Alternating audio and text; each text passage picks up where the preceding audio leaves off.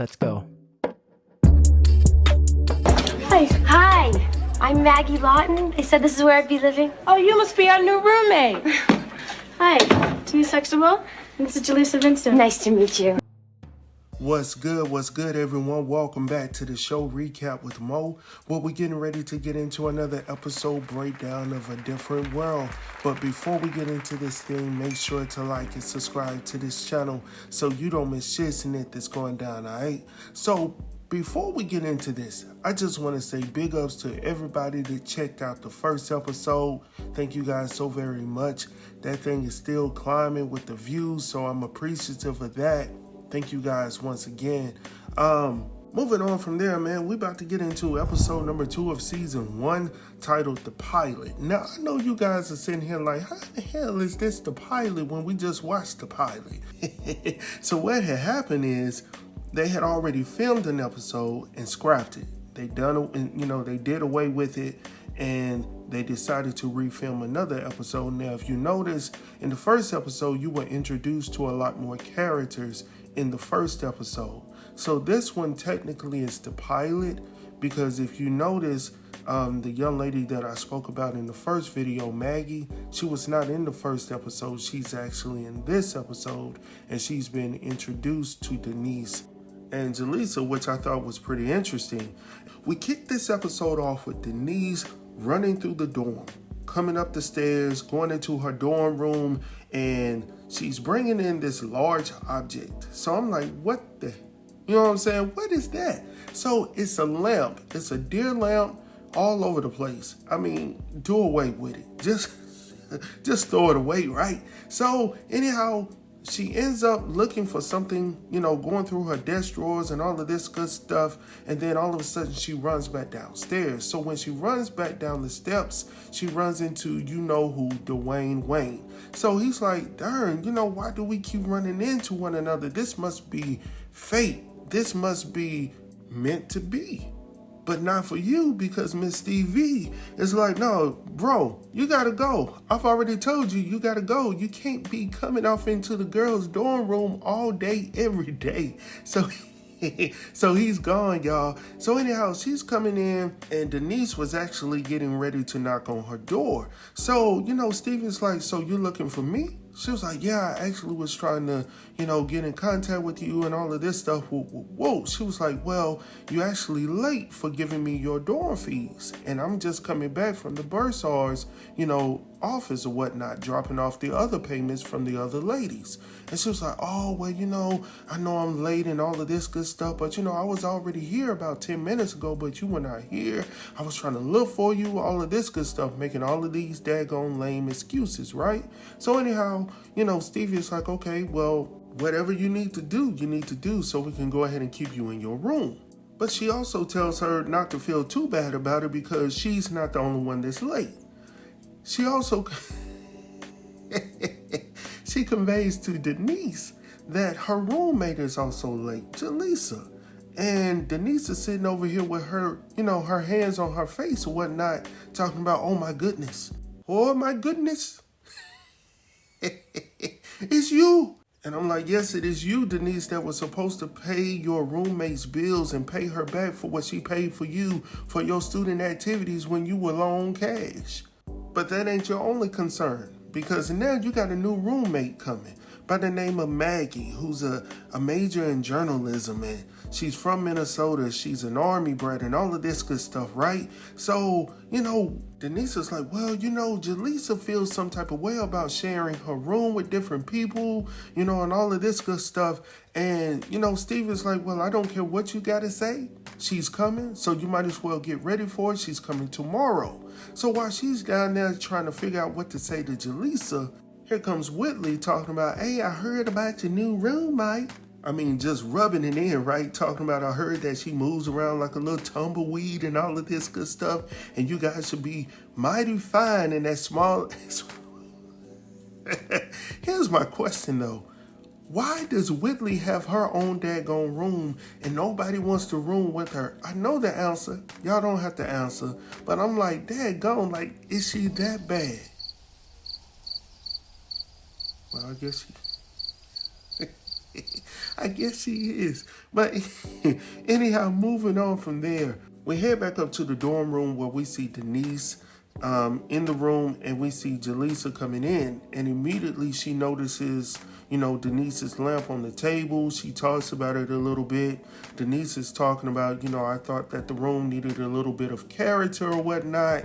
Jaleesa jokes with her, and she was like, look, we already got enough characters in this room talking about Denise. So they laugh about it a little bit, and with all jokes aside, Denise goes on to tell her that, hey, I got something to tell you. I don't know if you're going to be too happy about it or not, but we're actually getting a new roommate. But Jaleesa is over there like, hell, I mean, it's good. Like, I'm good with that. Like, I grew up with 8 brothers and sisters, so it's nothing for me to have another individual in this room or whatnot.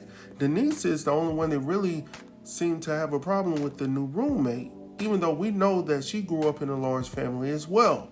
So going on from there, while they're still conversing, there's a knock on the door. And when they open the door, it just so happens to be Maggie, their new roommate. So they did not expect her to be there until tomorrow, but Maggie wanted to really get herself settled in, get organized, get her classes together, pay for everything, woo, woo, woo. So they were like, well, you're good. You're going to enjoy yourself. We're going to get along just fine. So from there, they show her around the room. They decide which bed she's going to bunk on or whatnot. And she and Denise go back and forth a little bit. Of course, that gets on Jaleesa's nerves because she's 26 at the moment and she ain't got time for these young, you see what I'm saying? So she was like, look, Denise, you at the top, Maggie, you at the bottom. And it's settled. Nothing else to talk about, right? So anyhow, going on from there, we head downstairs later on that day, I'm assuming, because Maggie is downstairs checking out the mailboxes. So she goes over to the mailbox and she gets a letter from, I guess, her mailbox. So at the same time she's doing that, here comes Jaleesa getting ready to leave.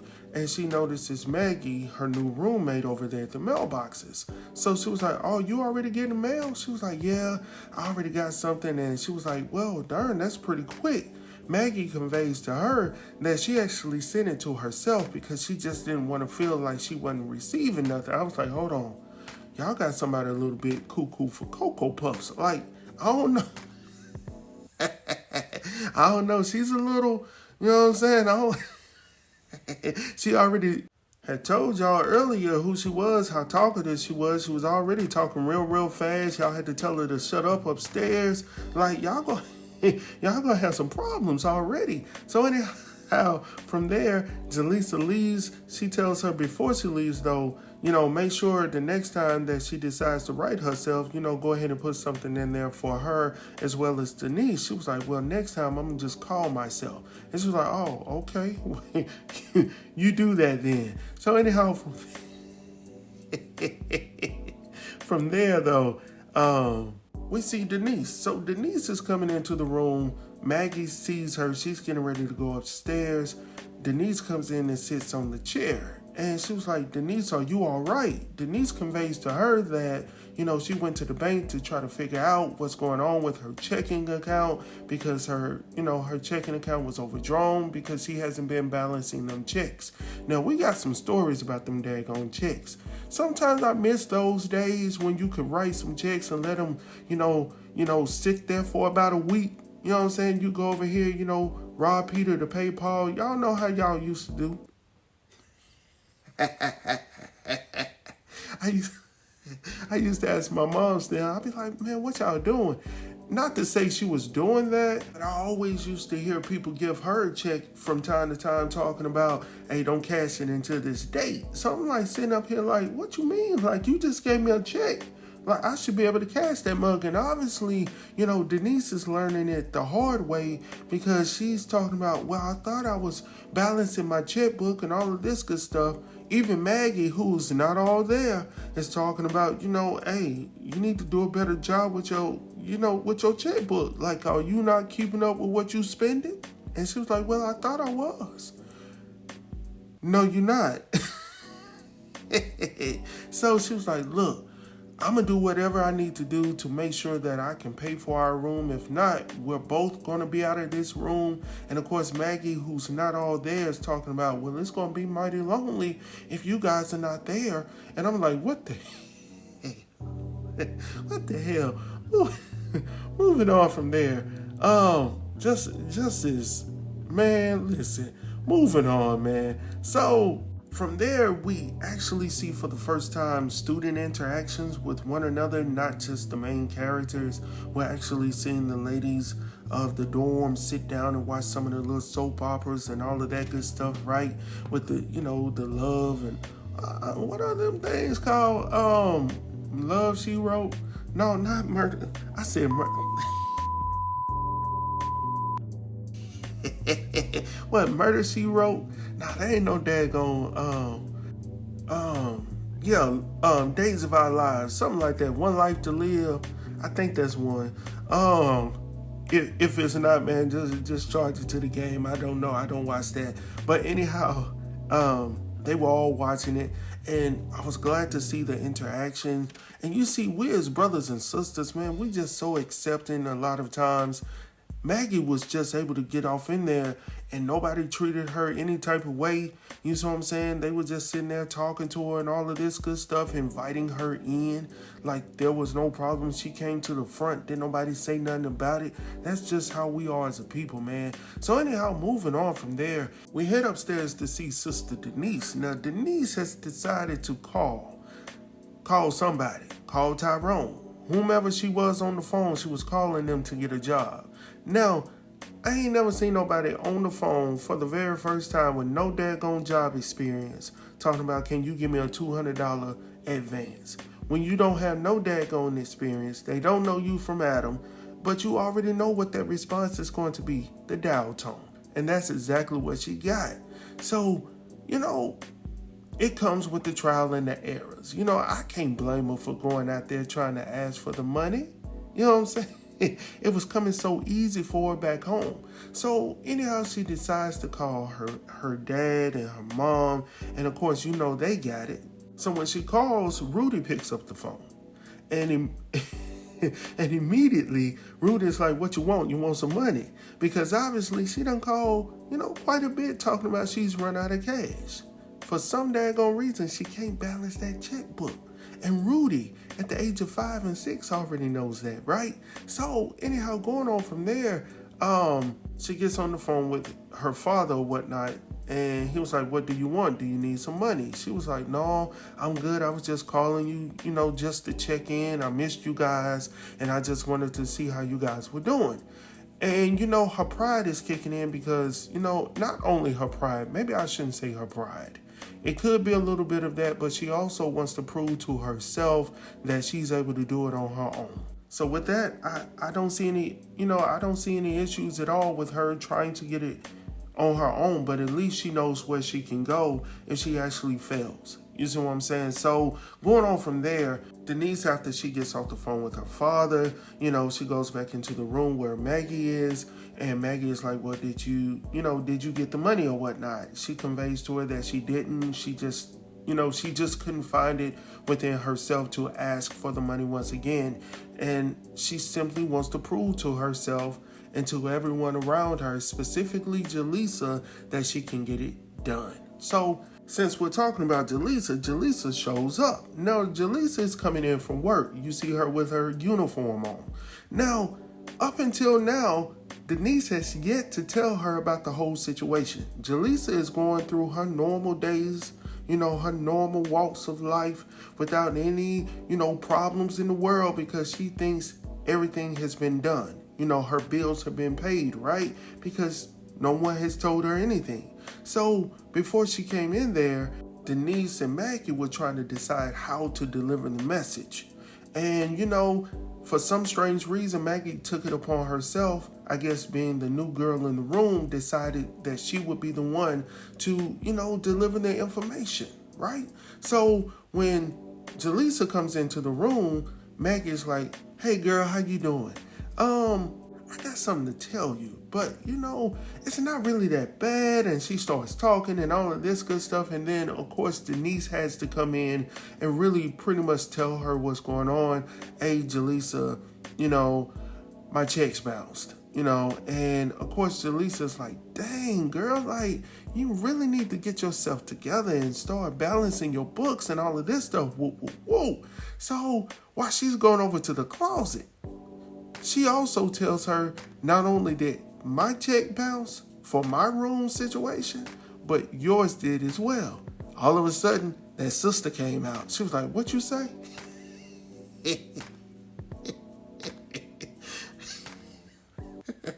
What you say? And when she turned around, that little fro turned around with her like, what? And and she was like, how dare you lose my daggone money? Forget about you. Forget about your money. What happened? What happened, Jaleesa, to all of that politeness that you were doing earlier when you were telling her, in your calm voice, talking about, dang, Denise, you need to get it together. You need to learn how to balance your books. You forgot all of that. So anyhow, Jaleesa's like, look, I don't know about you, Denise, but I'm going to go out here and figure out how to pay my bills regardless, even if I have to go and ask my ex-husband. So, of course, that catches Maggie off guard because she did not know that Jaleesa had been married before. So, it's a whole lot of stuff. Like, there's a whole lot of stuff she's finding out on the fly. She only been there 2 days, y'all. And she can't catch up right now. I already told y'all she's a little, So, we're going to move on. So, from there, Denise is determined to make everything right. So in order for her to do that, later on that night, she decided to go talk to the dean, right? And he's actually, instructing the class at this time.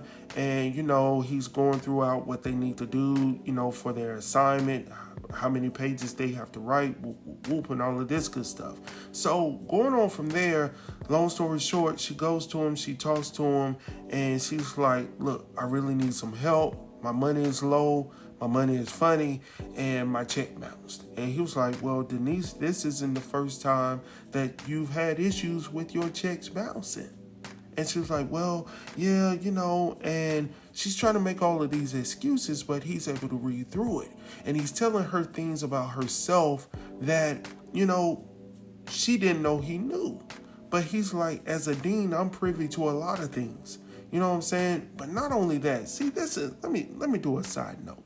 This is what I love about HBCUs or just having black instructors, period. As a black man, having a black professor, having a black principal, having a black teacher, growing up from kindergarten on up to college, is important. It's so very important to have someone who identifies with you, someone who looks like you, that can inspire you, can encourage you to be better, can tell you to get yourself together, and you guys are speaking the same language. Now, I ain't talking about all people, because all people that look like you ain't of you, ain't for you. So we can go ahead and put that out there. But I'm talking about in this situation, the instructor saw that Denise was in need and saw how much she really wanted to get this thing together and work for it. So with him seeing that she desired to do better, he took a chance. And sometimes that's all that we need, is for an individual to give us an opportunity, to give us a chance to F up.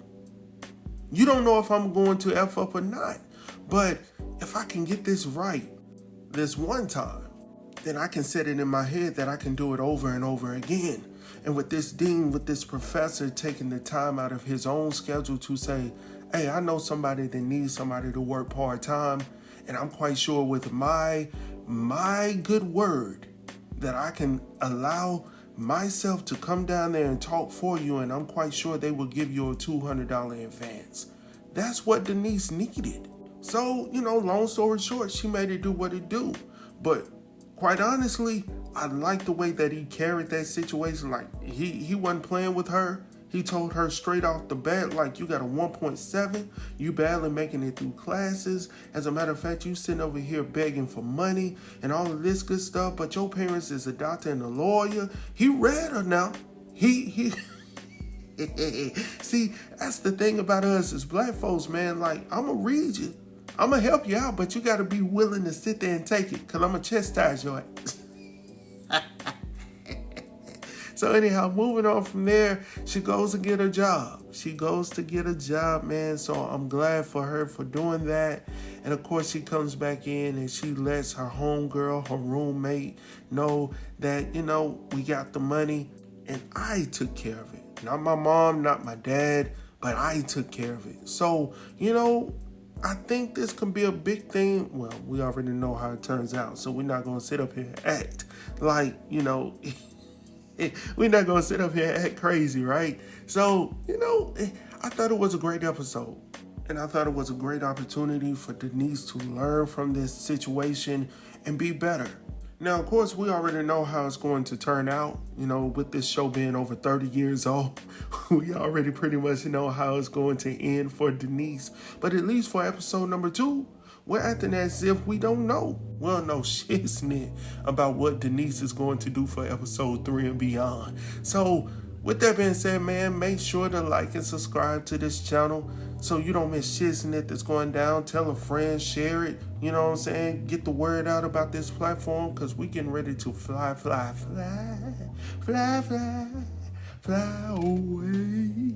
We getting ready to do that thing, man. So, I'll talk to you guys soon, man. Peace.